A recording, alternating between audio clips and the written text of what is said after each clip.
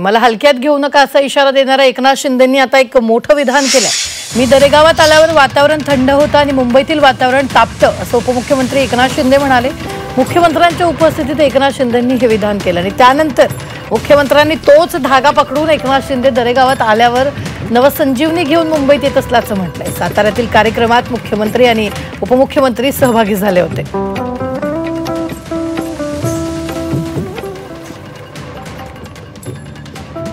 मगाशी रामभाऊनी सांगितलं, महाबळेश्वर म्हटलं की टेम्परेचर खाली येतं, तिकडून ते आले तेव्हा टेम्परेचर वर होतं, महाबळेश्वर आलं की खाली जातं आणि हीच तर खासियत आहे। आणि म्हणून मुख्यमंत्री महोदय, मी जेव्हा गावी येतो तेव्हा इकडचं टेम्परेचर खाली असतं आणि मुंबईचं टेम्परेचर वाढतं।